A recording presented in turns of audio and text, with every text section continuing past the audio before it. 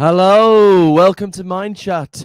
My name's Philip Goff, the podcast with the lowest production values and the greatest philosophy. Almost forgot the catchphrase there. Okay, flying solo today without Keith. We might intersperse a few of these solo podcasts into our interviews. My idea is to keep them quite short, sort of 20-minute kind of audio blog posts with then a bit of live discussion afterwards. So hopefully that's what I'm going to do if I can not get carried away today. Bit of quick Mind Chat news. Our guests for the next 2 months are now booked up. Next month, on the 28th of April, we have someone we've been wanting to get on for a long time, the wonderful Eric Schwitzgebel, who you may or may not have heard of if you're not in academic philosophy, but he is one of the most influential and respected philosophers of mind living at the moment. He's a materialist, so not someone I necessarily agree on and everything, but he's absolutely fascinating work. I think we're mainly going to be focusing on the question of whether consciousness can be vague. So in the kind of technical sense, philosophers attached to that term. So Schwitzgebel thinks, for example, take a garden snail. He thinks it could be that there is no fact of the matter as to whether snails are conscious, right? So it's not that he thinks they're conscious. It's not that he thinks they're unfeeling mechanisms. It's not that we don't know. It's rather that there's just no fact of the matter about whether a snail has or lacks an inner life, whether there's something that it's like to be a snail. I think that makes no sense. But he thinks it does, and we're going to have a little chat about that. He's also defender of crazyism, the thesis that whatever is the truth in philosophy of mind, it has to be crazy, something I'm kind of sympathetic to. Anyway, we're going to have a nice chat there. In May, we have a Donald coming on. I said when we hit 5,000 subscribers, we would announce whether it was Donald Trump or Donald Hoffman. We've hit that target. I'm sorry to say we nearly got Trump on, but he insisted that we had to sign a form saying that the last US election was stolen. And I'm a sellout. I was up for doing that, but Keith unfortunately has an unfortunate fondness for truth, so he wasn't up for that. Anyway, but as consolation, we have the wonderful Donald Hoffman coming on May the 15th. Both these dates just been confirmed, so do please join us for that. Are we live? Are people? Do you want to just say, just in case I'm not? I feel like even more like I'm talking to. So I see Emerson's just commented on crazyism, so we're live. Okay, we're also final bit of Mind Chat news. We're gonna put up a Patreon page. I haven't got around to it yet. Hopefully this week, if you listen to the video afterwards, we might already have it up.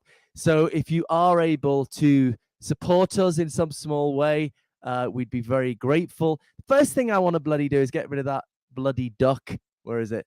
You know, because we're using free software, and my wife, for some reason, is not keen on using the family budget to get rid of that duck. I have suggested it, but I don't know.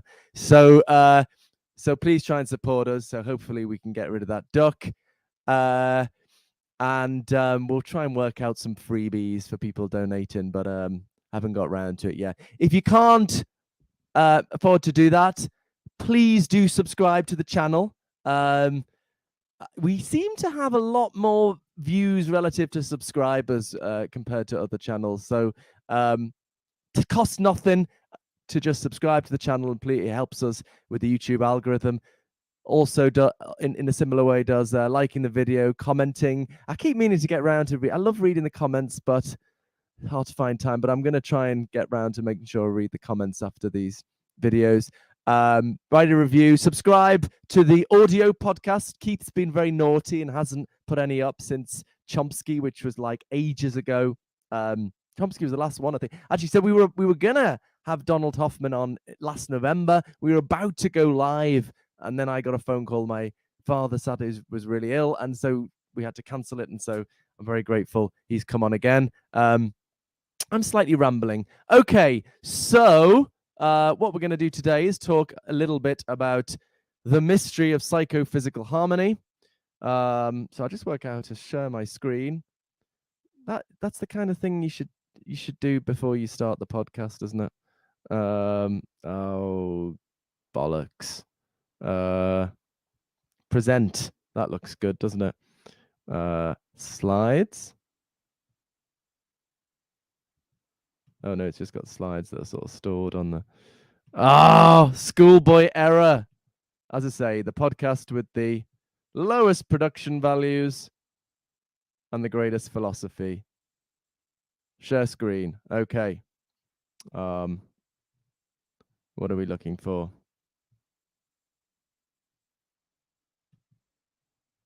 Psychophysical harmony. That'll do it. Okay. Sorry about that. Can people see that?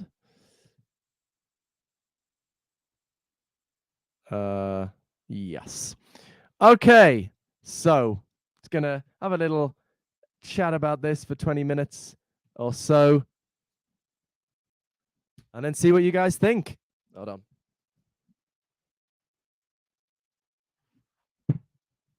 Forgot my water. Okay, so today I want to tell you about the mystery of psychophysical harmony. So this is something about half a dozen philosophers are talking about at the moment. I think it's going to change the world, but I guess time will tell. So it's a difficult problem to get, and that's not because it's something kind of technical or complicated.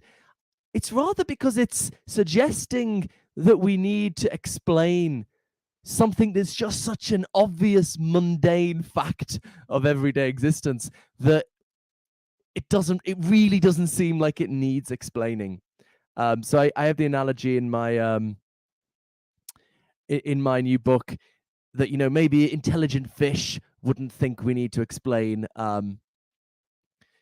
the existence of water because they're just swimming in it all the time. Or there's this great line from George Orwell where he says, to attend to what is under one's nose requires continuous effort. I think something like that's going on here. Okay, so what is the problem? Well, the challenge is to explain why conscious experiences and behavior are always paired to, or tend to be paired together in a rationally appropriate way. So the most obvious example would be when something feels bad, you tend to avoid it. When something feels good, you tend to go for it. You tend to try and seek it out. But there are many, many examples. When your conscious experience, your visual experience represents that there is a chair in front of you, you tend to behave as though there's a chair in front of you. For example, sitting down if you need a rest. So again, this just seems like, you know, totally not, it really does strike you as not needing explanation, right? Of course, if something hurts, you're going to avoid it. I think, however, though, it does need explanation if, as for what it's worth, the majority of philosophers believe there is no logical connection between consciousness and behavior. So to introduce you to this point, let me introduce you to an imaginary friend of mine, Inverted Ian. So Inverted Ian is someone I introduced to the world in a paper in Philosophical Quarterly in 2018. So Inverted Ian has a conscious aversion to eating burgers. Eating burgers repulses him, the idea, he hates it. And a conscious attraction to having his body ripped apart by sharp knives. But Ian lives in a peculiar possible world where the laws of nature are a bit weird, and as a result, in Ian's world, when you have a conscious aversion to something, that tends to make you go get it. When you have a conscious attraction to something, that tends to make you avoid it. So Ian ends up behaving just like someone would in our universe if they love burgers and have a normal disposition to avoid getting chopped up. Right. Now, there's something absurd about what I've just described, right? And, you know, people generally think, what is this bullshit? What are you talking about? So there's certainly something absurd, but I think we need to think carefully about what exactly is absurd about Inverted Ian. And I want to suggest that it's not a logical absurdity. Conscious experiences are defined by how they feel, what it's like to have them, not by what they do. And there's no logical connection between how an experience feels and what it does.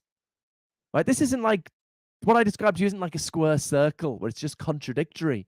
There's no incoherence in pain always tending to cause attraction behavior and pleasure tending to cause avoidance behavior.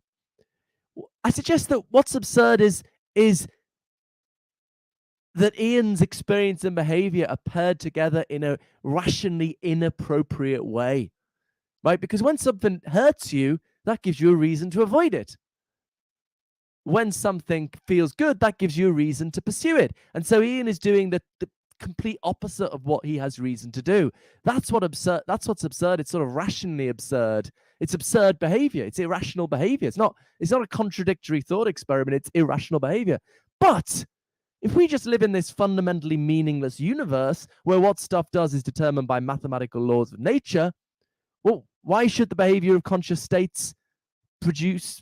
Why should the behavior that conscious states produce respect norms of rationality, right? If the universe doesn't give a shit about rationality, why should the behavior of stuff that's determined by the laws of nature respect norms of rationality? That's so I suggest there is something needing explanation here.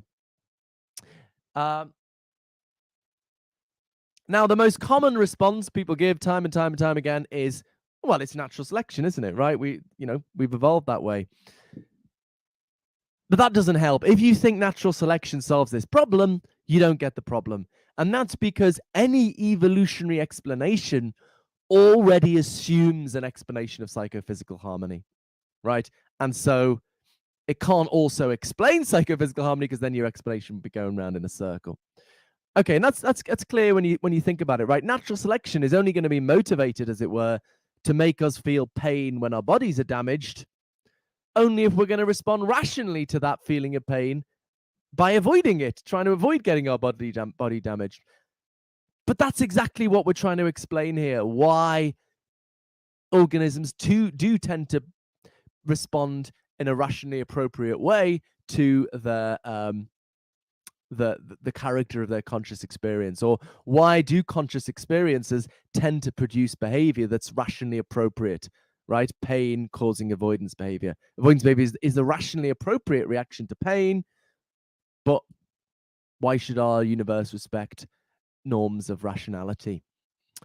Okay, so natural selection doesn't help. I'm not saying, to be clear, that we didn't evolve our consciousness. I think we did. But in order to make sense of that, we have to solve the mystery of psychophysical harmony.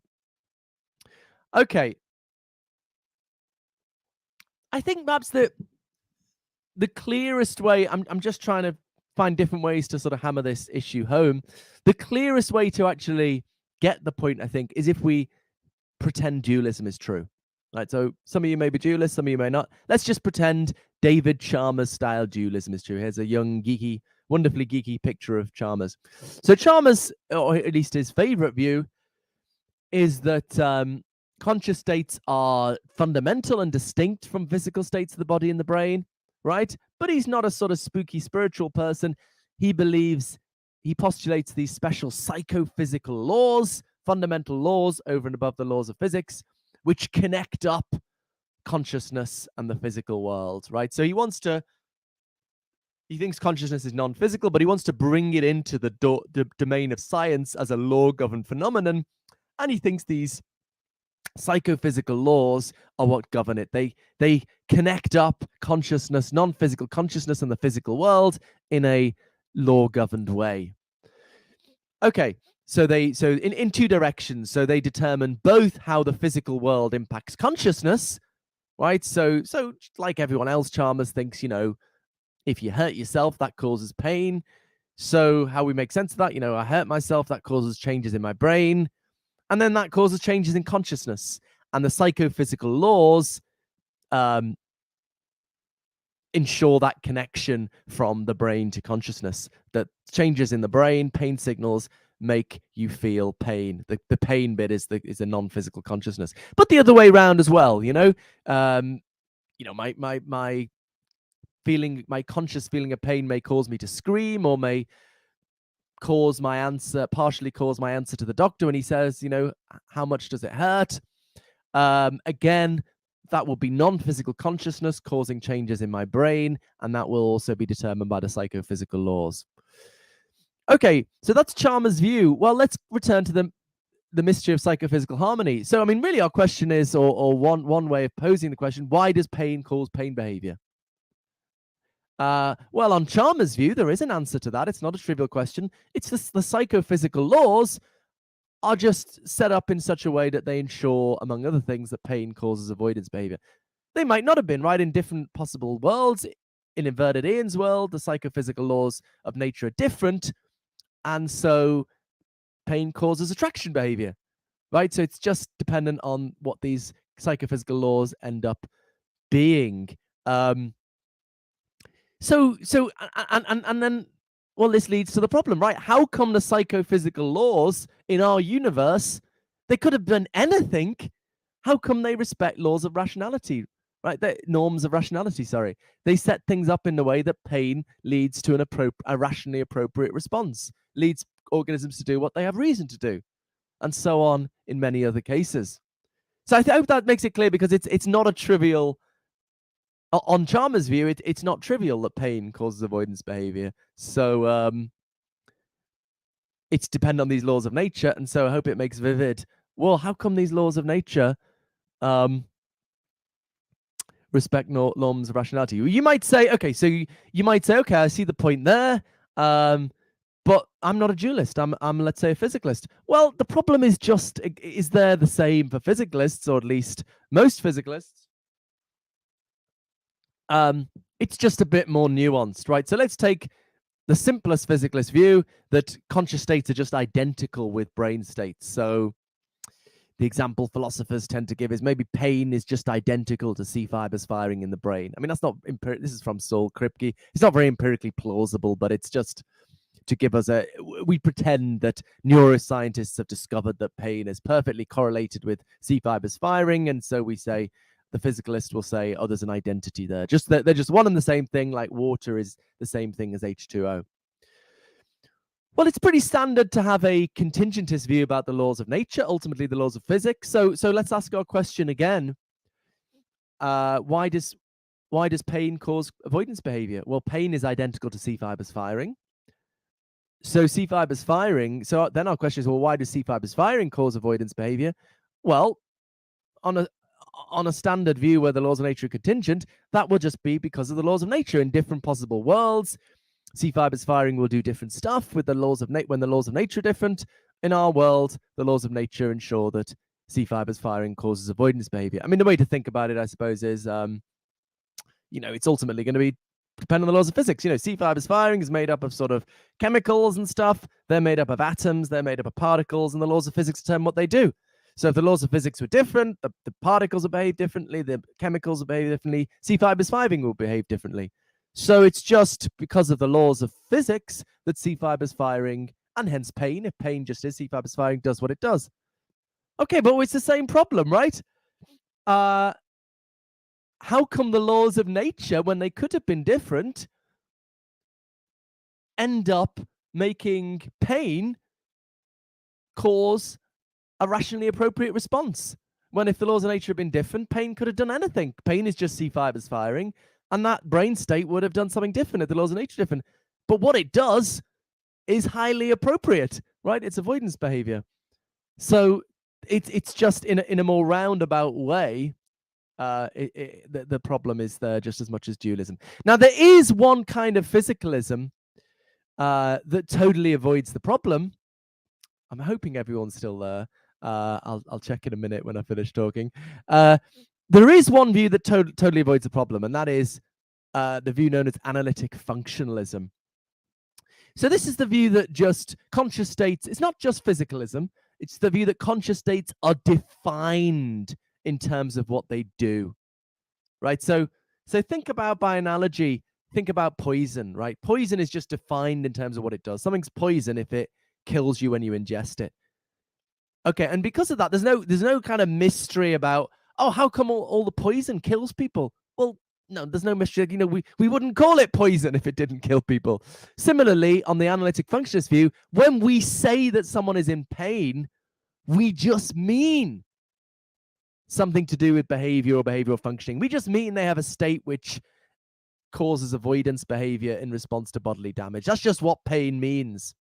And that does just totally avoid the problem, right? Because, you know, for the same reason as in the poison case, there's no mischief. Oh, how come pain causes avoidance behavior? No, that's just what pain means.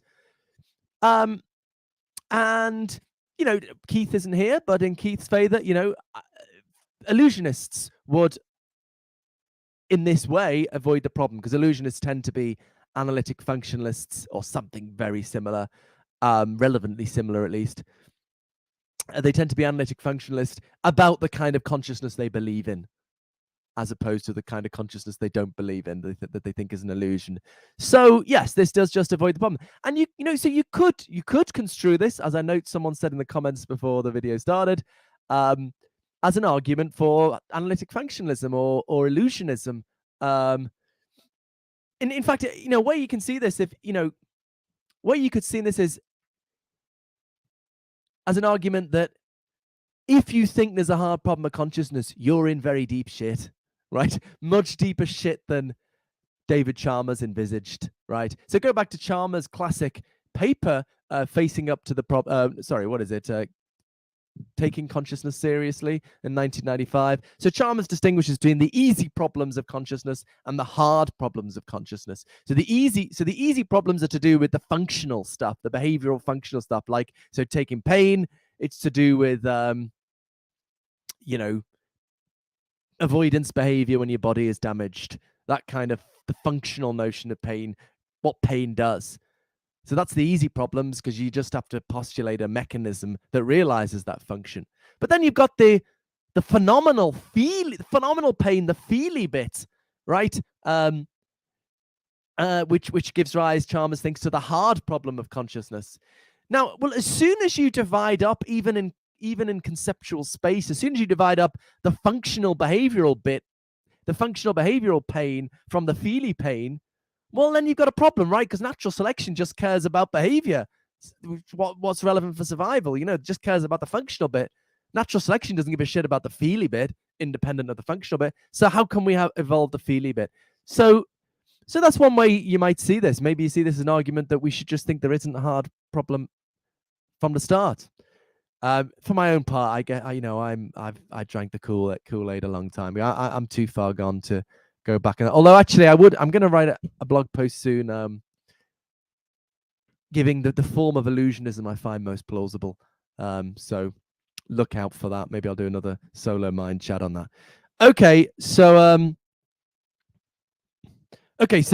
supposing just for what it's worth, you might think, well, we should be analytic functionalists. For what it's worth, it's a very minority view. I mean, I know panpsychism is fairly minority as well. So 60% in the Phil Papers survey 2020, 60% of philosophers think there is at least a logical distinction between consciousness and anything physical or functional. And that's all that's needed, I would argue, to get this problem going. So anyway, so it's an interesting argument, even if, you know, that's a pretty big consensus for philosophers. So if this is an argument either against the dominant form of physicalism, which does accept such a logical distinction, or the anti-physicalists need to get much more radical. Or not just anti-physicalists, anyone who thinks there's a logical distinction between consciousness and anything physical or functional, which is the majority of physicalists, for what it's worth.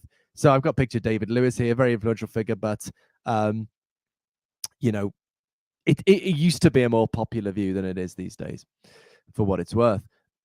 Okay, so suppose you don't go for analytic functions. You know, for my part, it just seems manifestly implausible that what we mean, remember, analytic functionalism is a claim about what we mean. What we mean when we say someone is in pain is just something to do with behavioral functioning. That's not what I mean. I mean, I'm talking about how they feel, and, you know,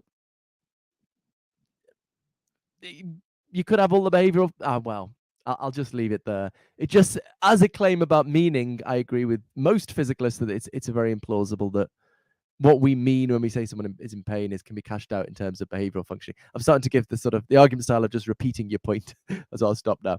Okay. All right. So suppose you reject analytic functionalism. Probably going on too long, aren't I? I'll finish in the next couple of slides. What does this show us? Well, ultimately, I think this, we can put this carefully in Bayesian terms, which I've got a final slide on if people are interested in that. But to put it more simply, I suggest it poses a dilemma, right? Either it's a wild fluke that conscious experience and behavior are paired together in a rationally appropriate way, or there is some kind of directedness towards rationality built into reality at the fundamental level. I would suggest that A is just too improbable. You sometimes get kind of your new atheist types thinking, I'm brave, I can face improbability. But it's not brave, it's irrational, right? You should try and avoid improbable beliefs, right? It's as simple as that. Therefore, I think unless we want to be analytic functionalists, we should conclude that there is a directedness towards rationality somehow built into reality at the fundamental level. So this really does have radical implications, more radical than the kind of thing, panpsychists or naturalistic dualists have previously pushed. So what does that mean, a directedness towards rationality at the fundamental level of reality? Well, Brian Cutter and Dustin Crummett have used this mystery of psychophysical harmony to argue for the existence of God in a very good paper you should check out. And so they think ultimately we should conclude that dualism is true, and not that you have to assume dualism for the argument to work, but once you get the argument working, the way out of it is to assume dualism is true, and God has fixed the psychophysical laws to ensure that consciousness and behavior are paired together in a rationally appropriate way. I'm not a fan of the God hypothesis myself because of evil and suffering primarily. I've argued with both Crummett and Cutter about this with Dustin Crummett on Emerson Green's podcast and with Brian Cutter on the Analytic Christian podcast, I think. But their paper does set up the paper very well in a very thorough and rigorous manner. My own view I defend in my new book, out in November, Oxford University Press, Why the Purpose of the Universe, is that what I call panagentialism, that matter is inherently rational, that there's just all matter has an inherent capacity to respond rationally to the character of its experience. Okay, but in either case, you see, it's the fundamental level, there's some tendency towards rationality, either because a rational mind is at the fundamental level, or because matter just has this basic capacity.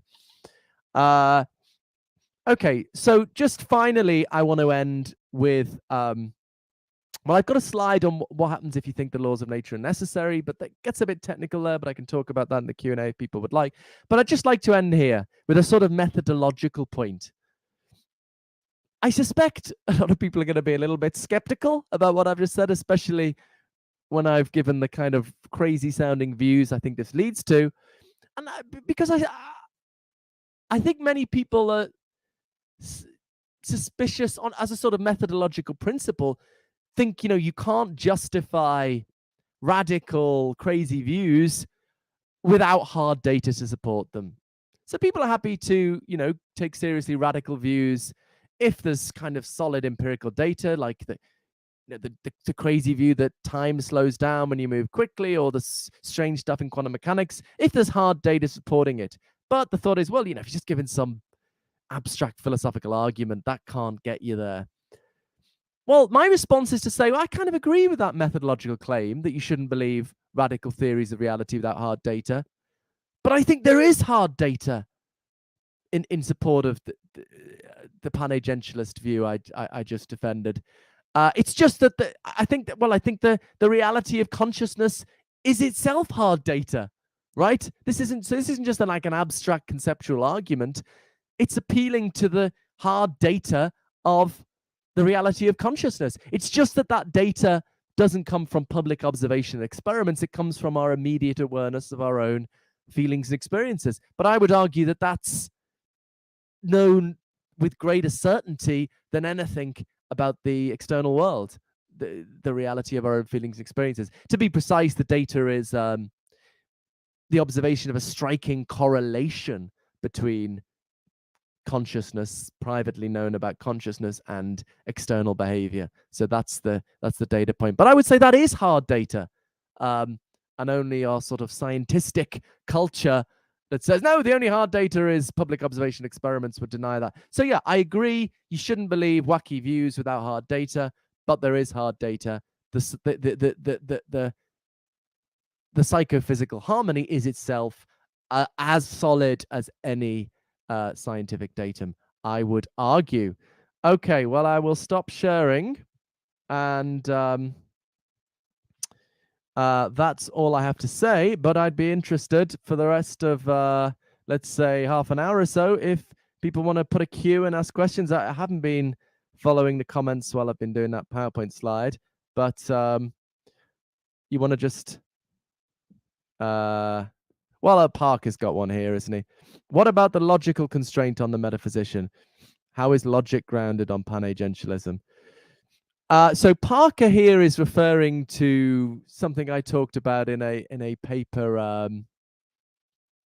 can't even remember what it's called now. I suggested, well, so I mean, my approach to philosophy is that it's a task of synthesis. We take the data we get from science, but other forms of data, and the other forms of data I think we need to take seriously. You know, most obviously the reality of consciousness, also facts about value, but also the facts that arise from logic and mathematics. I think they need to be undergirded. There must be something that grounds those facts, and we need to postulate something to ground those facts. So we need a theory that accounts for all these data.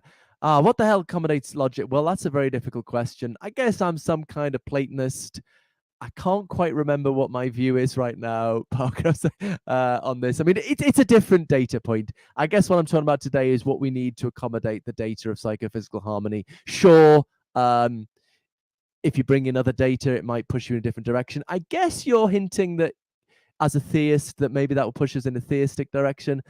Well, it's not clear to me why some kind of Platonism wouldn't suffice for that. But maybe you can put up why you think Platonism won't accommodate that. Okay. Oh, I can put the comments up, can't I? I'll just go in order. Emerson asks, if the cosmos is orientated, if you're British, which he isn't, towards the realization of value, why isn't there more psychophysical harmony? And why isn't the natural world better in general? Yeah, so I take as Emerson does, I take the problem of evil very seriously. So look, I basically think there's things theists can't explain, evil and suffering, you know, the emptiness of the universe is somewhat, I think, counts against God. Tim Mulgan has argued for that quite well. My colleague Emily Thomas as well in a pop article that you can find. But also on the other side, the traditional atheist struggles to account for cosmological fine-tuning, psychophysical harmony. So we need to account for both. Well, actually, the panagentialist view, I don't think worries about this really, because I'm not saying there's some overall tendency. I'm saying just matter is disposed to respond rationally to the character of its experience, but what it's going to do depends on the character of experience. So before natural selection happens, you've got, let's say, particles or fields, and I think they have very, very simple experience. I don't think they understand what the hell is going on around them. And so basically, well, I mean, to spell out my position a little bit more, let's just focus on particles for the sake of simplicity. I think particles don't know anything about what's going on in the world. They just have certain conscious inclinations. What do I mean by conscious inclination? A very, very, very, very crude version of what you feel when you feel hungry or you yearn for something. So a particle yearns for something, and the only rational response available to it, because it doesn't know shit, is just to do what it feels like doing. So it feels like doing something, it can do it, and it does it, right? Because it feels like, and that is a rational response. I think it's rational to do what you feel like, because if you're a normal human, You can, if you feel like doing something, you can also think, is that a good idea? You can rationally deliberate. You might decide not to do it.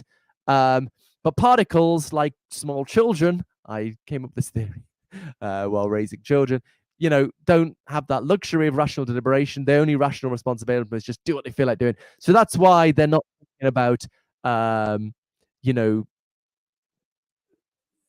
the horrible suffering in the cosmos. They're just not aware of it. So I think that now, my answer to fine-tuning might lead into these worries, but given we're talking about psychophysical harmony, I don't think panagentialism gets into trouble here. I'm just going to go through the in order the comments, unless they're very rude or something. Okay, we have a question from Be Here Now Space. Question: I imagine that Bernardo Kastrup analytic idealism view on this would be that matter behavior is just what mental states look like. So there is no problem here. Any thoughts on that? Interesting, question. Well, I don't think this avoids the problem, because we could still. So it's true on a panpsychist view as well, that in some sense, I say matter is just what consciousness does, right? So, I think the mathematical structures of physics are just realized by underlying facts about consciousness. So, I think my view is, in this respect, the same as Bernardo's view, but still, the claim is that there's a logical distinction, or at least 60%, for what it's worth. 60% of philosophers think there's a logical distinction between the character of a conscious experience, what it's like to have that experience, and the behavior that results from that experience. So the character of the experience and what it does, how it feels and what it does, right?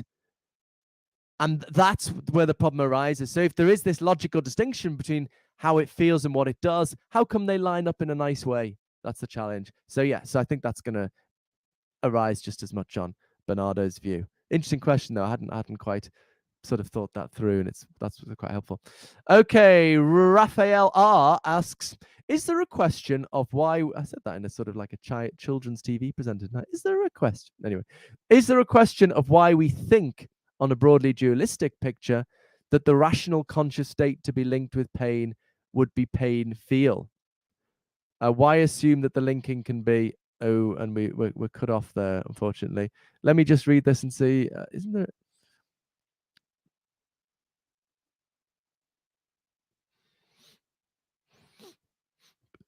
So why? I think if I'm understanding Raphael's point right, it's like I'm assuming perhaps that that there is a connection of rational appropriateness between pain and avoidance behavior. Well, I don't think that's anything to do with dualism or your view in philosophy of mind. What I would suggest is it's independently plausible that if something hurts, that gives you a reason to avoid it, right? And if something feels good, that gives you a reason to go for it. I mean, what philosophers call a pro tanto reason, not an all things being equal reason. So, of course, you can fight through pain for some greater good, but just it gives you some kind of reason that might be counterbalanced. So I think, I think part of why we think like this is such a bullshit problem intuitively, that's not one's first reaction, or inverted in, it's just ridiculous. It's because it's just so obvious that people are going to respond to that reason. But why is it obvious if what they're doing is just caused by their conscious states, and their conscious states are brain states, and their brain states are determined to do what they do by the laws of physics? Well, why should what they do be rationally appropriate relative to the conscious? It at least needs some kind of explanation. You could say so. I had a discussion on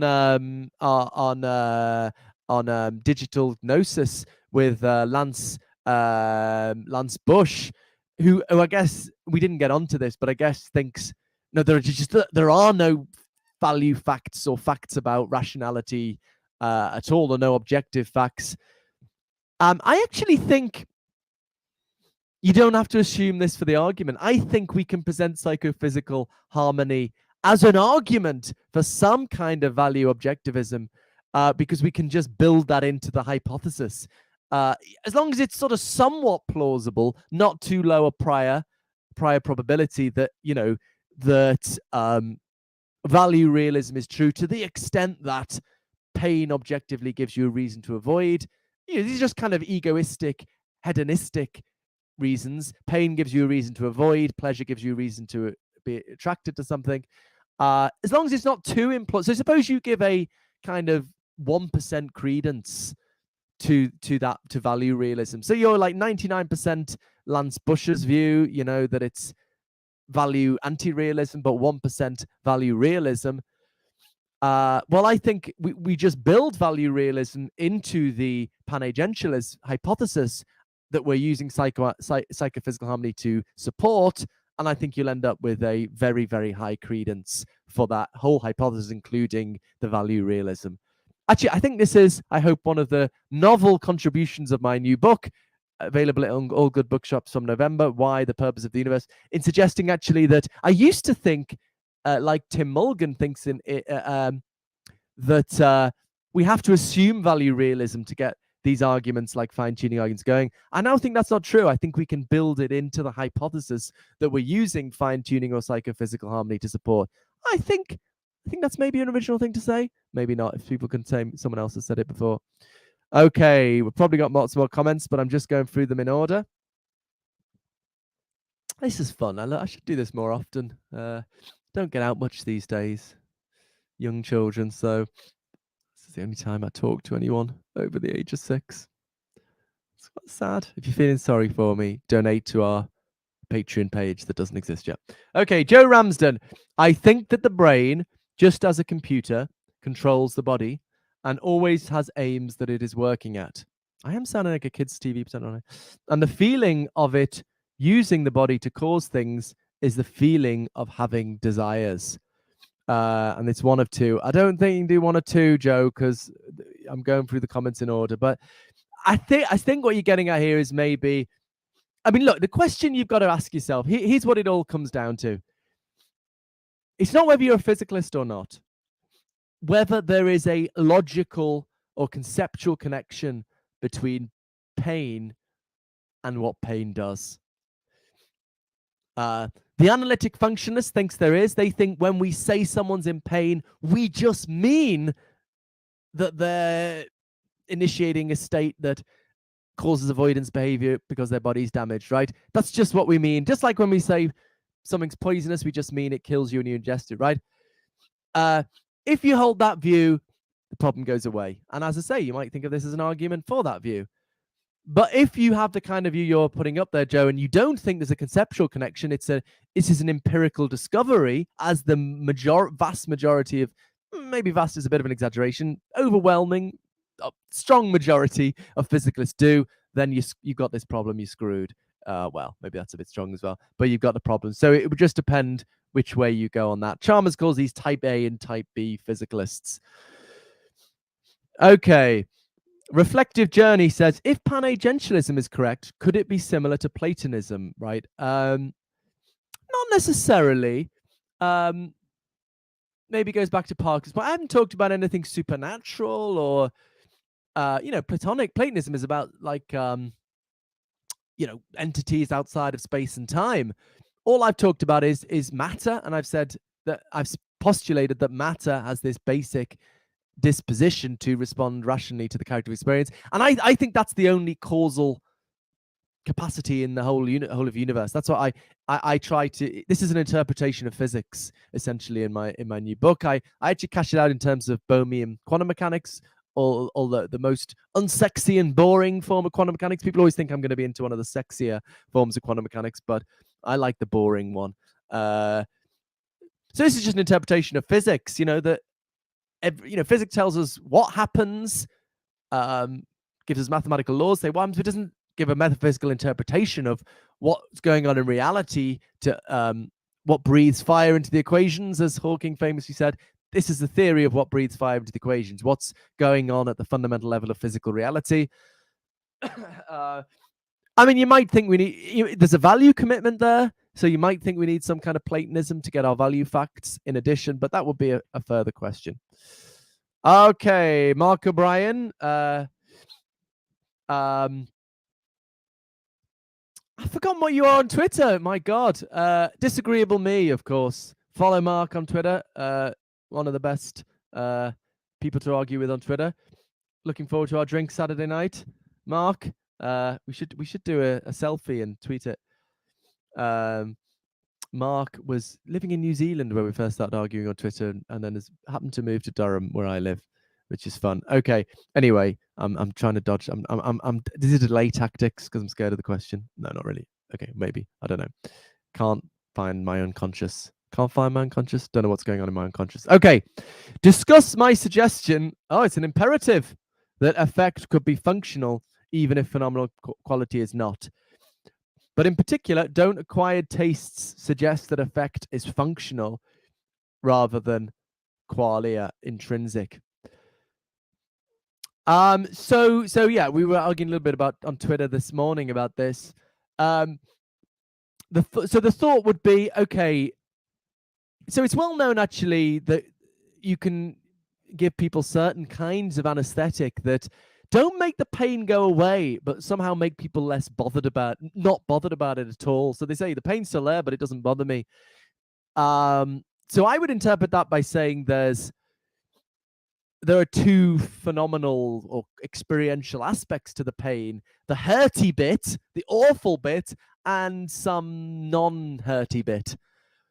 I guess what Mark is saying is, well, maybe just the non-hurty bit is the sensation, and then the hurty bit is just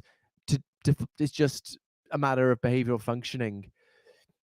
Right, now if you adopt that view, again, that will be enough analytic functionalism to avoid the problem altogether. You know, so to be clear, the view is that what we mean when we say someone is hurting, so not now that they're in pain, because we're distinguishing two aspects of pain, that they're hurting, that they're feeling awful, what we mean is just something behavioral functional. We mean they're having an inner state that causes avoidance behavior.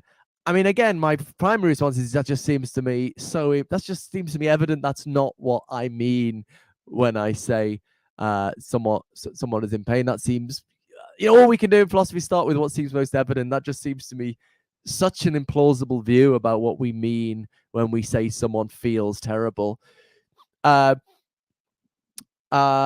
Acquired tastes might support the view that I don't see why not. I mean, clearly the character of our consciousness is not just hardwired, it's highly dependent on our interactions with the world, and it's a constraint on any theory of consciousness that it can adequately account for that. I'm not clear why the fact that we acquire taste, that just changes the phenomenology. I had another thought on this after our Twitter discussion. What was I going to say? I suppose I can't remember quite, but I suppose what seems evident to me is that the awfulness of the pain is part of the intrinsic character of the experience. I mean, I suppose perhaps a way of pressing this a little bit more, not be just a statement of intuition. Go through Cartesian doubt. That's a way of getting at consciousness. Doubting everything it's possible to doubt. Maybe the external world doesn't exist. Maybe I don't even have a body or a brain. Doubt everything it's possible to doubt. You end up just conceiving of yourself as a purely conscious creature. But if you're feeling pain, you're still feeling pain at the end of Cartesian doubt. Pain, I mean, when I say pain, I mean the awfulness of pain, the hurtiness of pain. It seems like that definitely survives Cartesian doubt, right? I feel pain, therefore I am.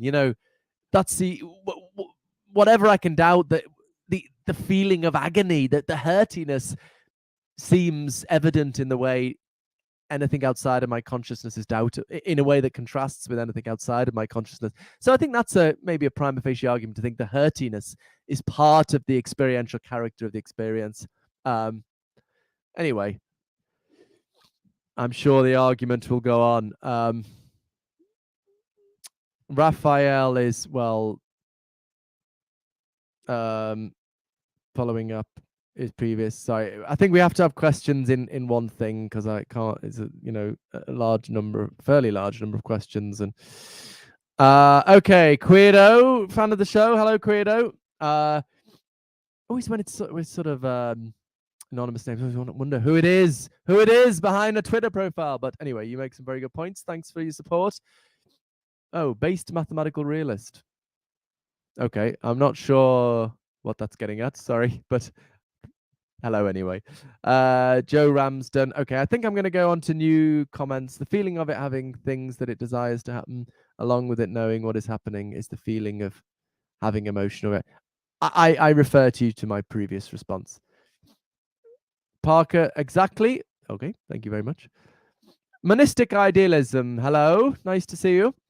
To see you, nice. Question: what if instead of psychophysical harmony, there is a mental melody? Not intriguing. Not totally sure I get what you're getting at there, but I suppose your thought is maybe this is back to the idealism point. Does idealism get out of this because there isn't anything physical out? If we understand by physical outside of the mental, well, again, referring back to my last point, I don't think that you've still got, like, just take my pain, right? You've still got the character of my pain and what it does, what behavior it gives rise to. However you construe that behavior, whether that behavior is just part of some greater mind or mentality or something, we can still distinguish between the character of my pain and the behavior that results from it. I think that's enough to get the problem going. Might be interesting to see papers, though, that, can idealism avoid this problem. Let's have a sip of tea. My Batman cup. Okay. Parker, again, a potential symmetry breaker between theism and panagentialism might be grounding logic. If Platonism about logic, then Benacerov problem for panagentialist matter. Okay, interesting. So we have an epistemological problem with Platonism. How the hell do we know about these things? So I have previously entertained a Aristotelian Platonism view, which is the thought that it's Platonist because the forms exist necessarily. It seems like you need them to exist necessarily because mathematical truths are necessary, or logical truths. But then we could say that they're wholly present in matter. That they're an essential constituent of matter, and that's why we could be acquainted with them. So the forms are, present within the matter of my brain, and so we can be acquainted with them and thereby know their nature. So yeah, so that's, I haven't written this up anywhere, and I kind of just do a cop out in the chapter and say this is work to be done. Sorry, in my book, forthcoming book, but yeah, something like that. I hope is a solution to the logic problem. People can check out my paper. What's it called? Universal consciousness as the ground of logic or something. Andrew Thomas has written a response to it. That's very interesting. Okay. Oh, you said the paper is called Universal Consciousness as the Ground of Logic. Thank you very much. Oh, hey, here's Queerdo's question. For an idealist, say like Bernardo, wouldn't this just be explained by an additional law of nature? Is there a fundamental difference between this and other laws of physics? Yeah, potentially. I mean, I don't see why particularly an idealist. Anyone could postulate some kind of, well, I give you some. I'll tell you someone who has done this actually. Brad Saad, Saad, in the consciousness studies on the meta problem of consciousness that David Chalmers has got people talking about. So it's Chalmers' paper and then loads and loads and loads of responses. I never got around to putting anything in for that. Always too busy. But Brad's response was very interesting, I thought. He gave I think it's called something like a teleological response to the meta problem of consciousness, and he proposes a kind of teleological laws that I think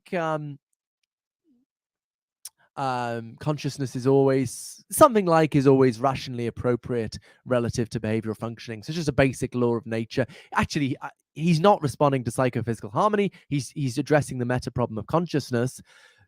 But that kind of view could apply, yeah. So you could have just a sort of teleological law. Okay, but then that's just another. So what I'm suggesting, unless you're an analytic functionalist, what I'm suggesting you have to accept is that in some way a drive or a tendency towards rationality is built into at the fundamental level of reality. That could be through theism. It's not my favorite hypothesis myself, but that could be through theism. It could be through my view, panagentialism, or it could be through some teleological law. So yeah, I mean, I don't see why there's any connection essentially to idealism there. Or unless you're saying, couldn't it just be like a more bog standard law? I don't think that would do it, because then you'd have the question, oh, how, just as we talked about with the dualist, so how come the law particularly respects rational norms, right? So I think it has to be a norm that's a law that's teleological or about aiming at rational coherence or something. Okay, thanks, Credo. Backward Thoughts says physicalism, dualism, and idealism are both meaningless without rigorous methods of observing the object you wish to investigate, i.e. subjectivity. Game over to all until your end. I think this is a point I get fairly often saying, philosophy isn't going to help. We just need to sort of meditate, or is this suggesting in the afterlife or something? I'm certainly well up for meditation. I used to meditate every day before my second child arrived, and it's sort of not possible at the moment. But I am really up for meditation in terms of exploring the actual character of consciousness. But, well, I do think there are, problems we can raise through philosophical reflection on consciousness, or in this case, the relationship between consciousness and the physical world. The suggestion is there is a striking correlation between consciousness and the physical world, consciousness and behavior, that it sort of respects norms of rationality. This needs explaining. Yeah, I mean, unless you can tell me, Backward Thoughts, why this is a nonsense argument, then it does seem to me a point we can make before we're dead. Okay, but thanks for your thought. Be here now, space again. I think idealism avoids the problem the same way analytic functionalism does, but just from the other end, so to speak. Well, I guess I don't see that. I'd have to hear more. I mean, they have the same word in the name. I mean, analytic functionalism, I guess, is just Bernardo's name for his view, which is very interesting. But they're very different views. The analytic functionalism gets around. Look, the problem arises so long as I said in response to monistic idealism a moment ago, as long as we can distinguish between, a logical distinction between my pain. I mean, maybe set this up in I was going to say that the way Hume thinks about causation, that there's, well, maybe that's a distraction, but my pain and what it does. The only way as long as we can, and it seems there is clearly that distinction. I don't think Bernardo wants to think there's a logical connection between pain and behavior, or maybe he does. I don't know. But, well, someone, Hedda Hassel-Merck, who's not an analytic functionist. She's a very good panpsychist philosopher, but she does think there's some kind of necessary connection between pain and trying to avoid that is sort of rationally discernible. As Crummett and Cutter pointed out, I don't think this avoids the problem, because even if that were right, I don't think it is, but even if it were right, then we still have, well, there's still a logical distinction between trying to avoid as a conscious state and behavior. So I think on Bernardo's view, as much as many others, you've still got distinction between pain or trying to avoid and the behavior that results from that. Now, maybe the behavior that results from that, I guess on Bernardo's view, is a manifestation of the greater mind or something, the universal consciousness or whatever you want to call it. I don't see that makes the problem go away. The only way the problem goes away is if there's a logical connection. If what we mean when we say someone is in pain is just cashed out in terms of what they do, then the problem goes away. But that's certainly not what Bernardo wants to say. He would just be a physicalist of the most radical kind, most uncompromising. I don't mean that in, that they're nasty people, but the sort of the most radical kind of physicalism. Mark, disagreeable me again. Hello. Question: Inverted Ian enjoys the sensation of being stabbed with a knife. Does Inverted Ian believe he enjoys stabbing himself with a knife? Interesting question. So he enjoys it. I mean, to be clear, he enjoys it in a experiential sense. It's the pleasure. He doesn't enjoy it in the functional sense. We could have a functional notion of enjoyment. So again, come back to the Chalmers distinction, the easy problems and the hard problems. The easy problems are to do with behavioral functioning. The hard problems are sort of the phenomenal feely bit. So we can distinguish in some sense between behavioral enjoyment, functional notion of enjoyment, and a phenomenal notion of enjoyment. What about belief? This is more controversial. I think belief is a kind of conscious state. But there is clearly a functional counterpart to belief. And many philosophers think belief is just a functional notion. So the question is really, if we're talking about belief in the functional sense, and I think Mark would think belief is essentially functionally defined, well then, what should we say? It's an interesting question. I guess you'd probably say he doesn't believe. Well, it depends on how you think about the connection between beliefs and consciousness. So in his classic book, The Conscious Mind, Chalmers has an implicitly a sort of functionalist view of belief, but he has this idea. He was an epiphenomenalist at the time, or inclined to be, so he thought conscious states don't do anything. So then there's a question, well, how can you have thoughts about consciousness? And then he had the thought, his idea was that the thought sort of literally comprises the conscious state, and that's how it gets to be about it. So then I suppose you'd say he does believe he enjoys it, maybe, on that view, because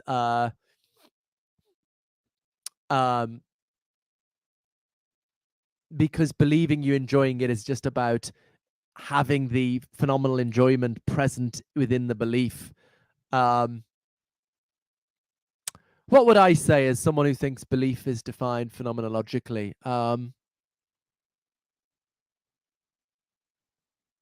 It could. I think actually it could just go either way. It could, because I think belief is just a kind of conscious state, and we can imagine these sort of inversion cases with conscious belief as well. So it could be that he consciously believes he's enjoying it, but that belief causes him to avoid it, right? He believes he's enjoying getting stabbed, but that belief combines with the desire to cause him to enjoy it. It could be that he believes he's not enjoying it. He believes he hates it, and that belief behaves in the way a belief that you hate something does in the real world. So that's what I think I'd say, but it's a very interesting question, and I'll think more about it to think whether that response makes sense. Thanks, Mark. That's a great. You can write the response paper to my book.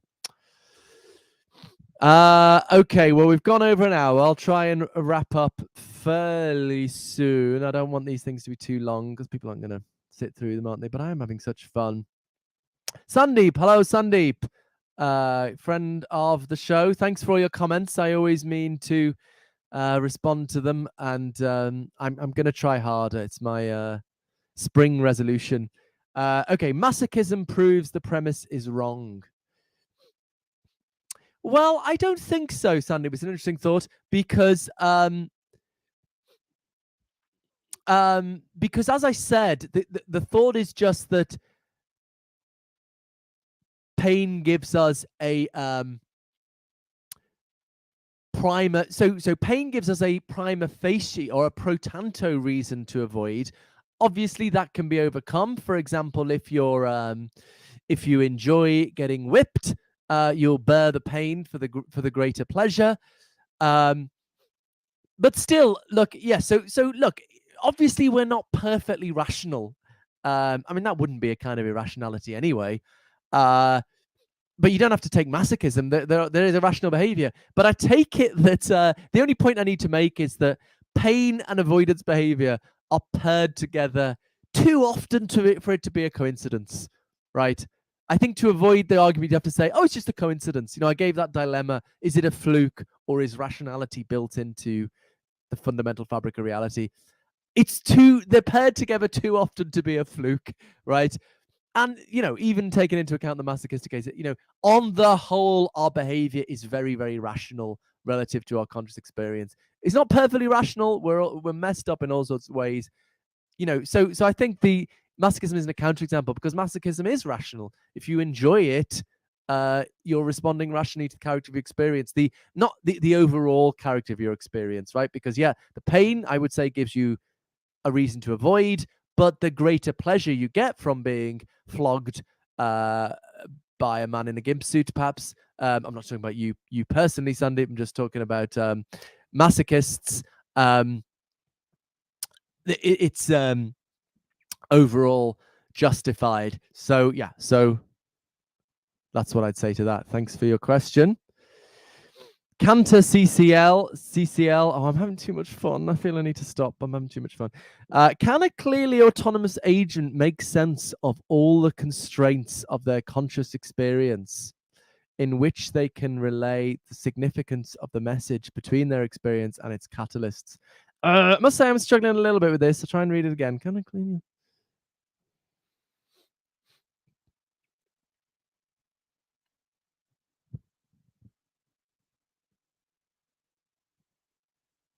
I'm sorry. I'm struggling a bit to make sense of that.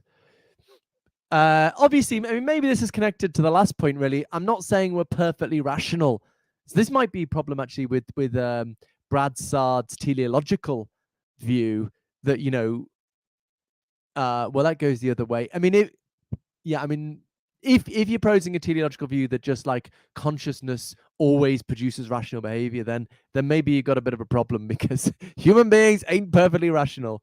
But yeah, the point is, the behavior of a conscious system is rational relative to the character of its experience too often to be a coincidence. Emerson Green, people keep referencing idealism, but as long as you think there's a hard problem of consciousness for physicalism, that seems to imply a conceptual gap. That's a lovely way of putting it, Emerson. Yeah.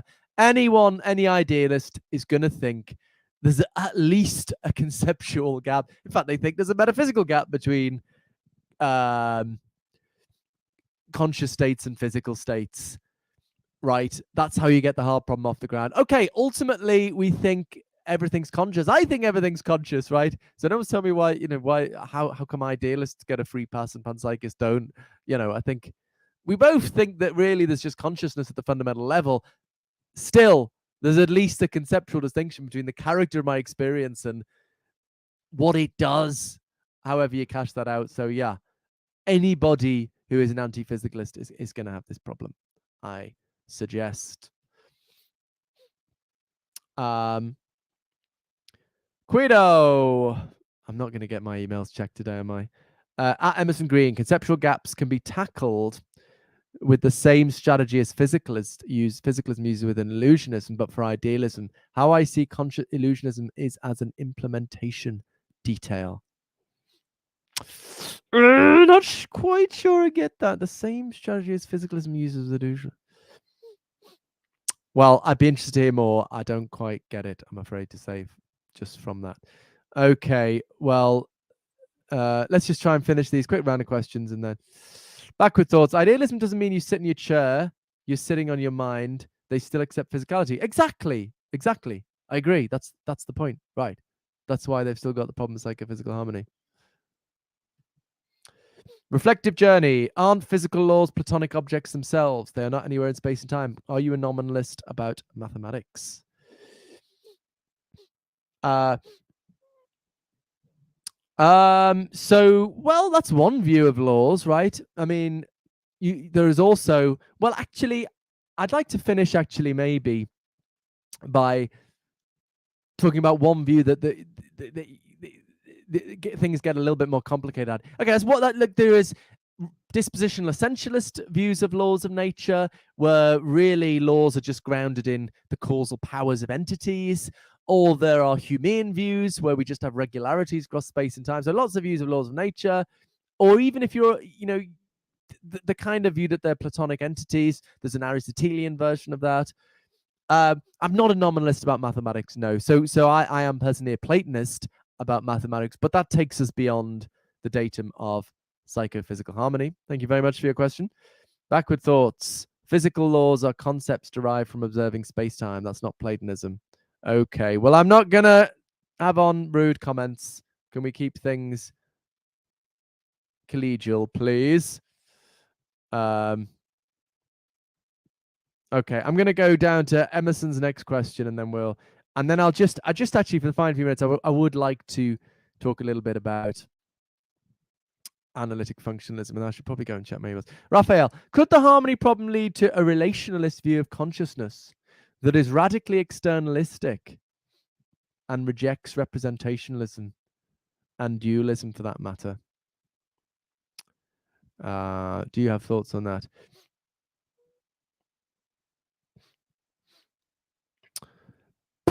I guess I'd have to hear the details. It sounds interesting. It sounds interesting proposal. Well, should I write that paper? Yeah, it sounds interesting. Reflective Journey is saying to Backwards Thoughts, well, you can have that discussion with Backward Thoughts, I guess. I'm starting from the beginning, but I must say it's fascinating. Thank you very much. Actually, well, I'll come to these questions while you asking quick. Okay, well, what's the connection, if any, between panagentialism and Merck's phenomenal powers view? I guess I think Merck's view is an attempt to sort of avoid maybe that's a term.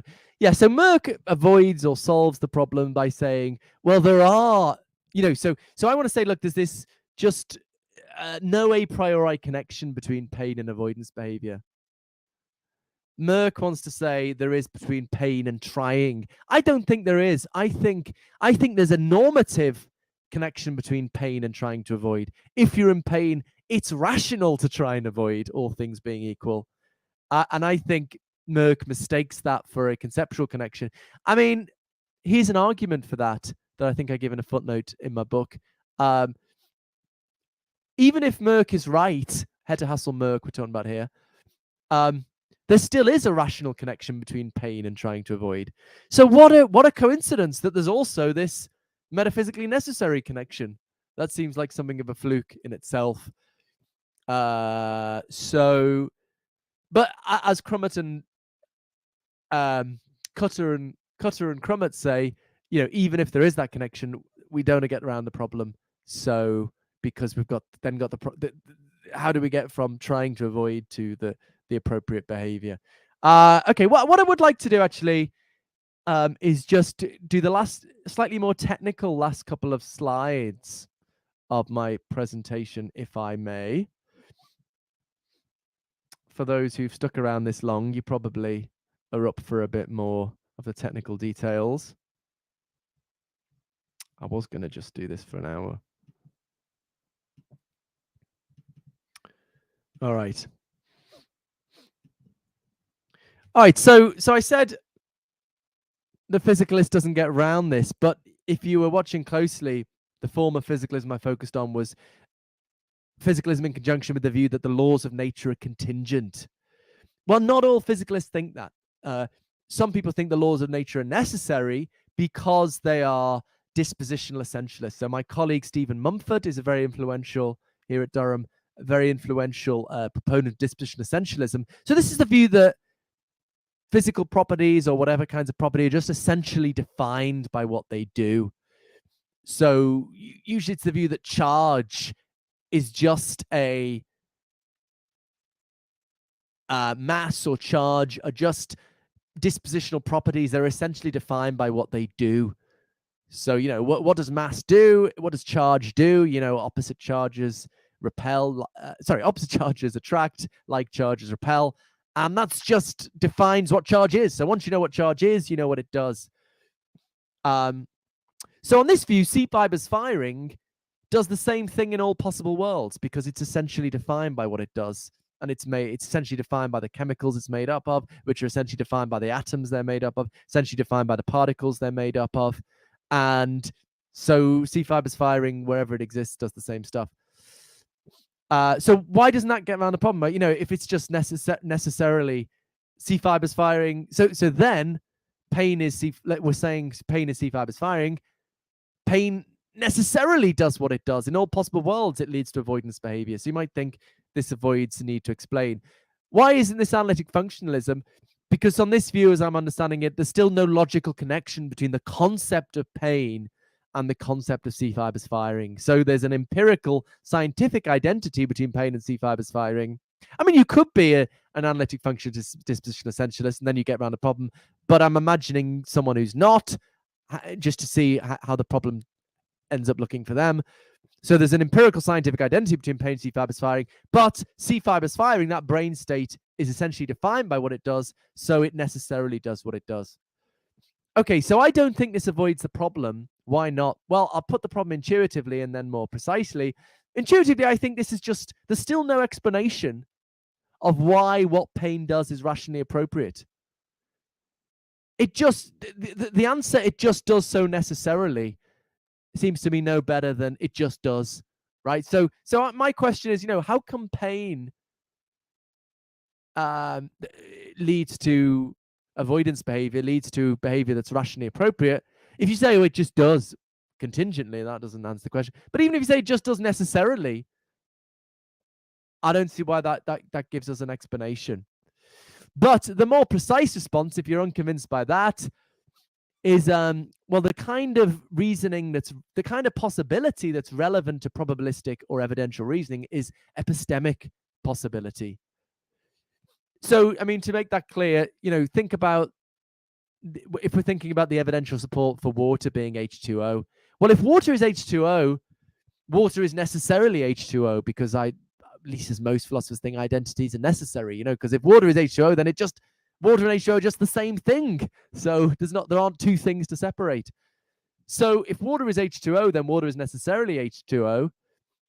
But still, when you're considering the evidential support for water being H2O, you're going to consider possible worlds where water is not H2O. Well, they're going to be impossible, but they're epistemically possible. So when you're doing Bayesian reasoning, I think the relevant kind of possibility is not real possibility, like natural or metaphysical. It's epistemic. It's what's conceptually coherent.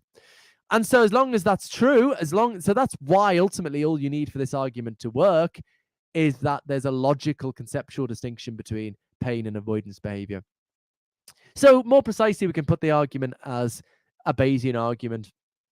So the likelihood principle, which can be derived from Bayes' theorem, goes as follows. The evidence is more likely assuming theory A is true than it is assuming theory B is true, then the evidence supports theory A over theory B.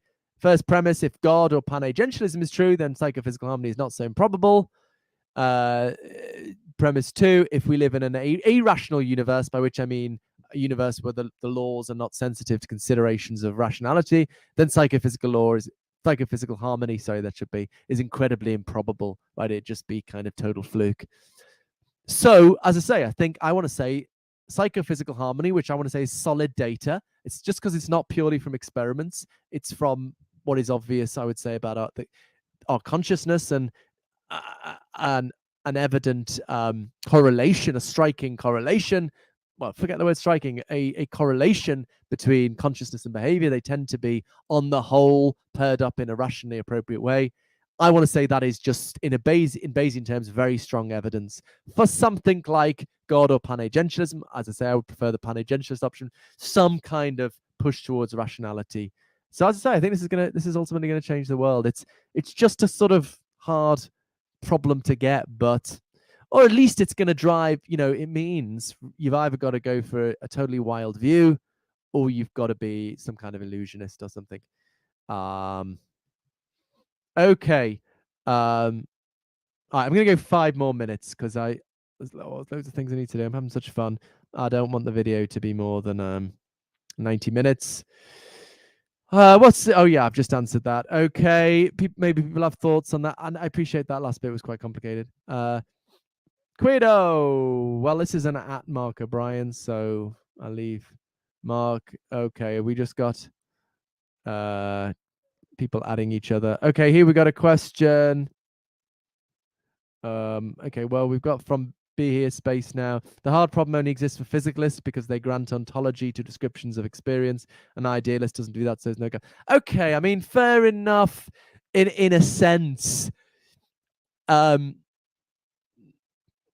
the point is, yeah,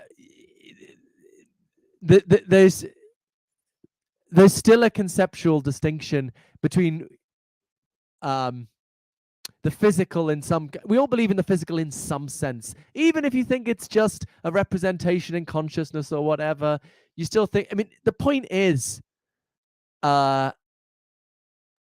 any kind of anti-physicalist is not going to think there is a logical connection between the character of an experience and what it does, right?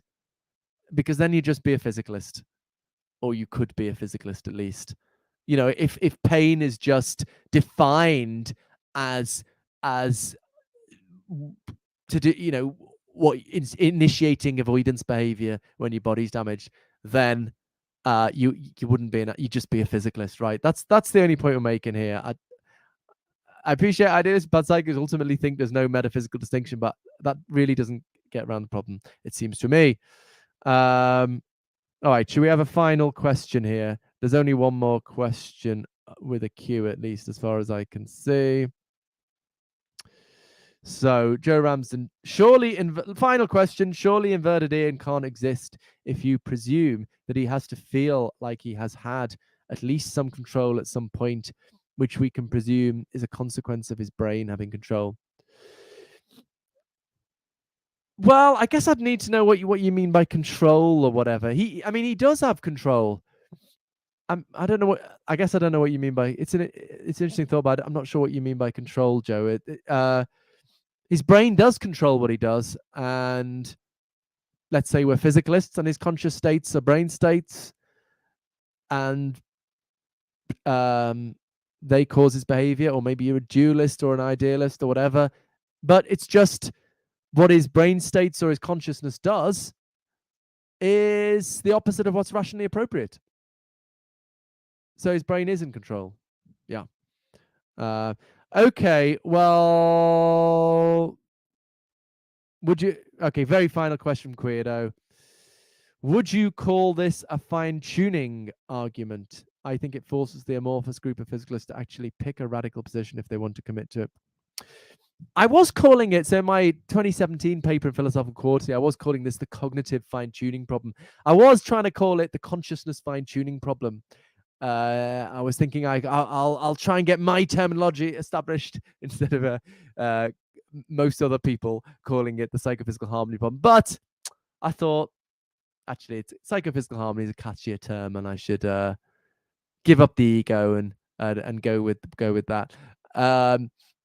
Is it a fine-tuning problem? I mean, yeah, maybe in a sense. Depends how you define it, I suppose. But in the sense that of all the ways these could have been paired up in sort of epistemically possible space, they're paired up in this striking, rationally appropriate way. It's certainly very like the fine-tuning problem. But as Cromit and Cutter have pointed out, it's hard to see how there could be a multiverse response. Although Brad Sard has published a paper arguing that panpsychism is the sort of multiverse response. So actually, yeah, he gives a teleological response to the meta problem of consciousness, but he thinks panpsychism responds to this because he thinks, well, maybe psychophysical harmony just obtains in organisms, but throughout the rest of the conscious universe, it doesn't obtain. I don't buy it myself because I think it's still too often to be a coincidence, and it's a very interesting thought. It doesn't look like there's a kind of multiverse response because the multiverse response, I don't buy the multiverse response anyway because of the inverse gambler's fallacy I've talked about elsewhere. But the multiverse response depends on the idea that observers, universes with observers, how is it supposed to work? The anthropic reasoning. I think it's so bad. I don't buy it, so I find it hard to reconstruct. But the thought is, universes with observers have to be fine-tuned. But that doesn't seem to be the case with psychophysical harmony. You could have universes with conscious agents like Inverted Ian, and they wouldn't have psychophysical harmony. I mean, Inverted Ian is a peculiar case, obviously, because it's not only no psychophysical harmony, it's the total opposite of what's rationally appropriate. So I think probably if there wasn't psychophysical harmony, so if there wasn't something like panagentialism or something, then there'd be no discernible connection at all between consciousness and what's appropriate. So we'd all just be sort of what I call meaning zombies. Maybe we'd be conscious, but it'd just be some sort of meaningless mess that's got no appropriate connection to behavior, and then there'd be no incentive. What I talk about in the book, there'd be no incentive for natural selection to make us involve rational understanding if we're not going to respond rationally to our rational understanding. So in the book, I frame this in terms of what I call the meaning zombie problem. So a problem about why consciousness evolves. Again, coming back to the initial classic setting up the hard problem. If you do think there's a distinction between the behavioral functional bit and the phenomenal feely bit, natural selection only gives a shit about the former behavioral bit. Why did we evolve the physical functional bit? So yeah, that's okay. Well, thanks very much, people, for sticking with us. Although we're less than half the number we started with, understandably. So please join us again for Eric Schwitzgebel on the 28th of April and for Don Hoffman on the 15th of May. Support us with Patreon if you can do that. Please subscribe. It doesn't cost anything, and it makes me feel a little bit better. Helps us with the algorithm. Write us a 5-star review, all that sort of stuff. How do we end if there's just? But anyway, it's been a wonderful discussion, which I've enjoyed very much. It stopped me checking my emails. If you email me, I'm sorry, I'm not responding. But I think what is striking, even more striking than psychophysical harmony, is that everyone in the chat, I think without exception, can agree that at the end of the day, consciousness is wherever it is.